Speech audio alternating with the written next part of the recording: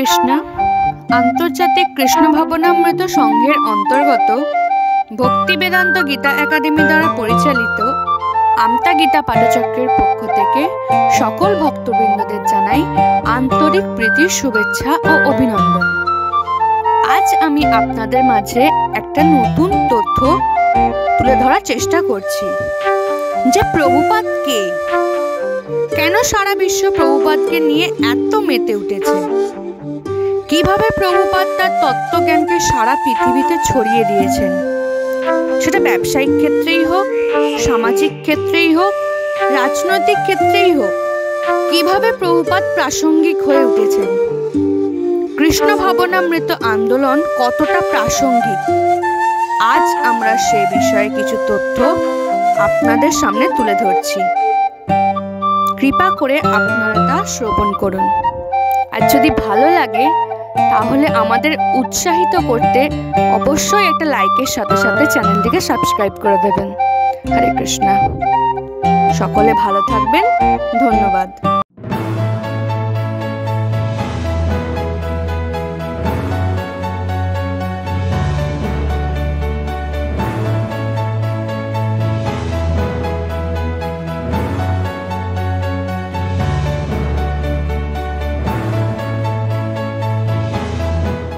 आपका वापस स्वागत है। मैं Vivek Bindra, founder and CEO बड़ाबिजनेस.com।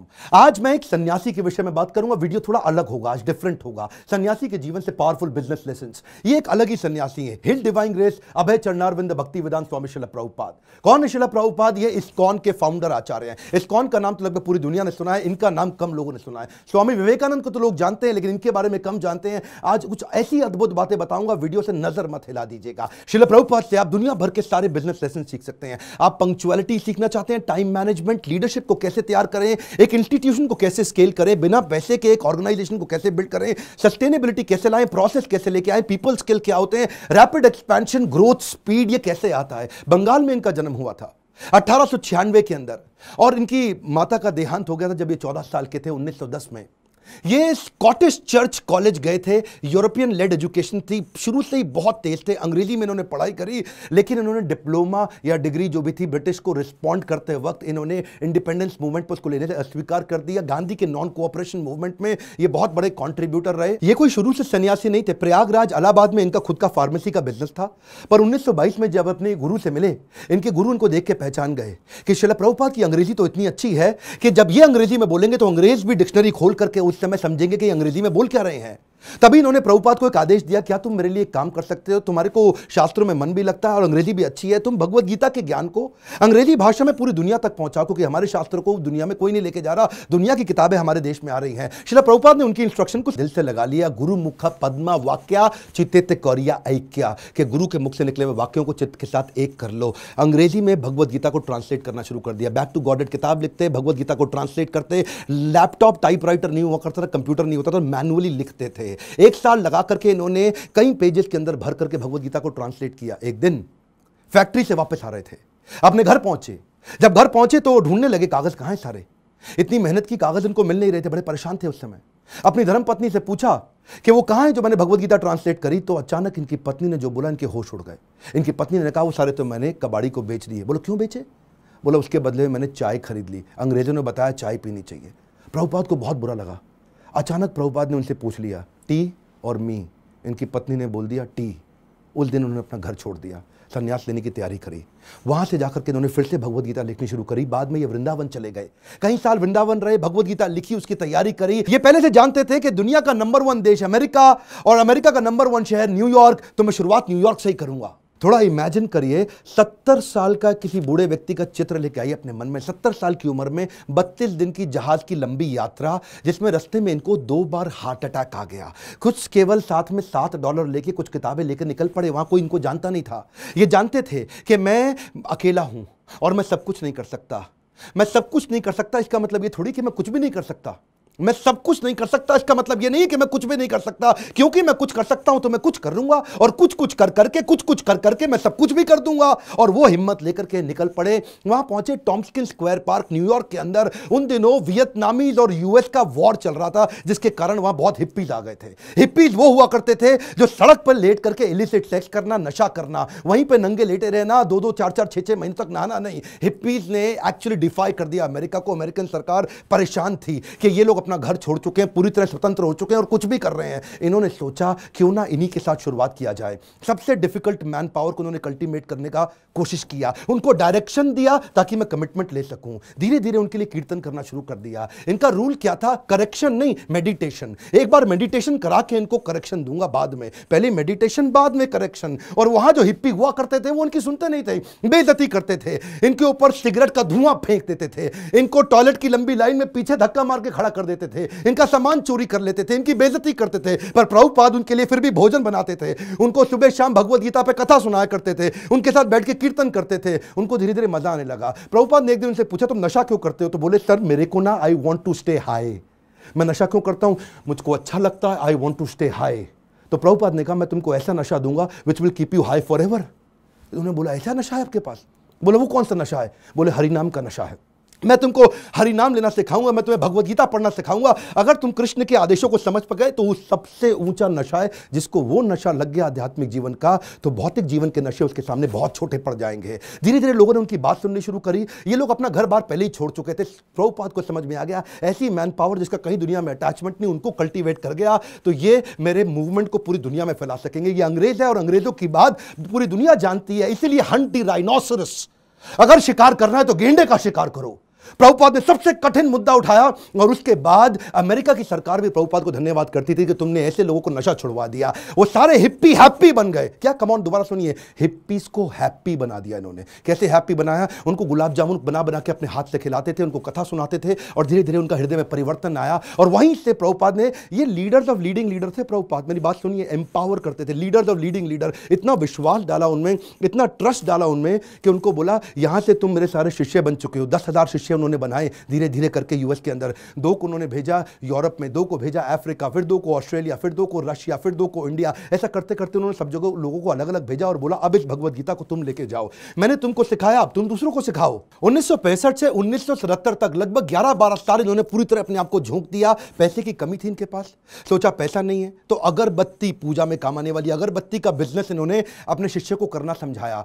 लगभग 3 सालों के अंदर $1 मिलियन का रेवेन्यू आना शुरू हो गया अगरबत्ती के बिजनेस से। किताबें इन्होंने तेजी से लिखनी शुरू कर दी। 5.5 करोड़ किताबें इन्होंने इस दौरान पूरी दुनिया के अंदर बांटी। किताबें बेच करके कुछ फंड रेज किया जिससे इन्होंने मंदिर बनाने का प्रयास किया। अपने शिष्यों को समझाया, उनको सिखाया। वो किताबों को 25 भाषाओं में पूरी दुनिया के अंदर ट्रांसलेट किया। उन दिनों क्या हुआ, सब लोग, अंग्रेज लोग पूरी दुनिया में इनको देख रहे थे। ये कौन इंडियन सन्यासी आया है जिसने भगवत गीता, कृष्ण अर्जुन, जिसकी कोई जानकारी नहीं किसी को, लेकिन गोरे काले हर धर्म के लोग सीखने लग गए। ये रिलीजन से आगे लेकर के चले गए। इन्होंने कहा रिलीजन नहीं, मैं स्पिरिचुअलिटी की बात कर रहा हूं। उसी दौरान एक रिपोर्टर इनके पास आया, बोला Swami ji, India has a factory of producing God. Every weekend a God comes from India and says that I will make you God, start funding me, come on. तो स्वामी जी हैरान हो गए।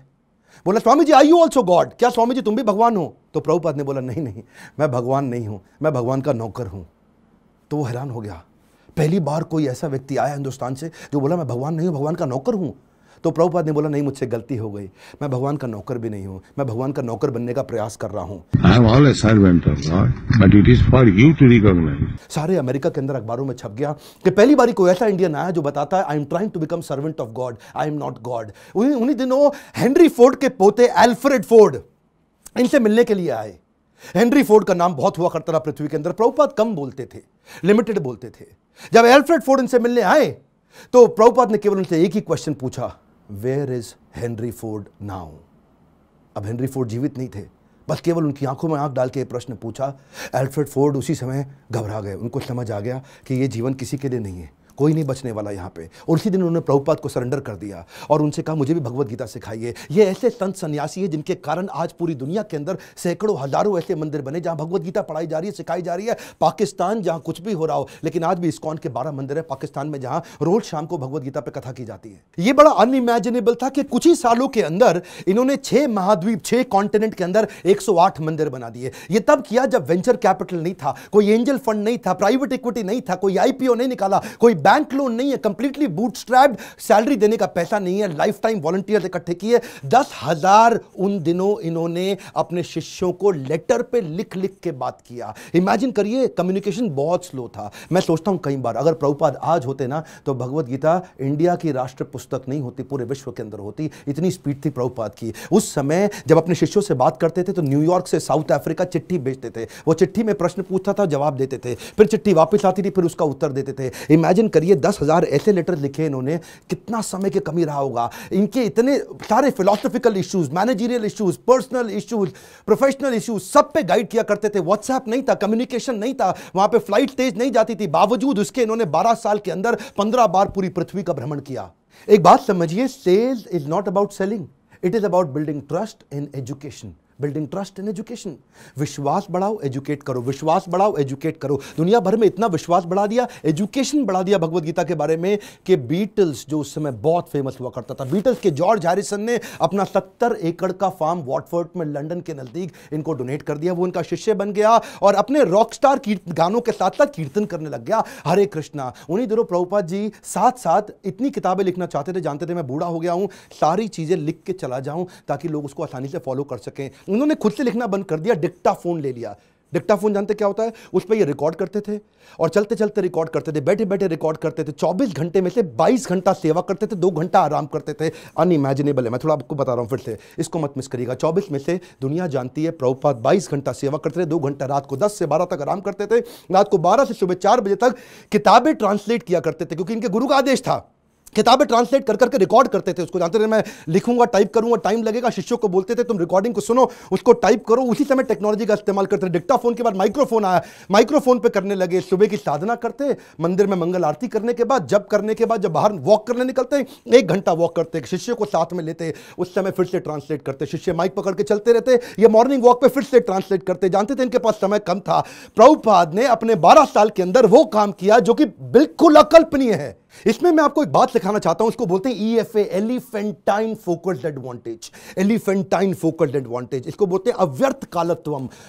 संस्कृत का शब्द है अव्यर्थ कालत्वम, यानी कि इतना सा भी समय वेस्ट नहीं करना। ऑब्सेसिव अटेंशन टू डिटेल, और इसको क्या कहते हैं? OAD, obsessive attention to detail. हाथी के बराबर हाथी शब्द इस्तेमाल किया गया, एलिफेंटाइन फोकस, जो कि लगना चाहिए आपको बहुत भयंकर फोकस है ये। मेरा एक दोस्त है, वो मुझे क्या कहता है कि यार विवेक, मेरे को 12 साल लग गए एक फैक्ट्री को 2 फैक्ट्री बनाने में। सुनिएगा, 12 साल लगे एक फैक्ट्री को 2 फैक्ट्री बनाने में, जिसमें मैंने बहुत पैसा लगाया। प्रभुपाद बिना पैसे के एक मंदिर को 108 मंदिर बना दिया 12 साल के अंदर। ये किया कैसे? बिना तनख्वाह दिए। मैं इतनी तनख्वाह दे रहा हूं, लोग काम नहीं कर रहे, ये बिना तनख्वाह के लोगों से इतना काम करा लेते हैं। इसी को बोलते हैं कि वैकुंठ से जब व्यक्ति आता है और ऐसी लीडरशिप बिल्ड करता है, ऐसी लीडरशिप वाला व्यक्ति इतना एम्पावर कर देगा कि एक ऑर्डिनरी आदमी से एक्स्ट्रा ऑर्डिनरी काम करा जाएगा। जब जेब में पैसा हो तो स्पीड आ जाती है। सुनिएगा ध्यान से, जब जेब में पैसा हो तो स्पीड तो आ ही जाती है, लेकिन प्रभुपाद की जेब में पैसा नहीं था।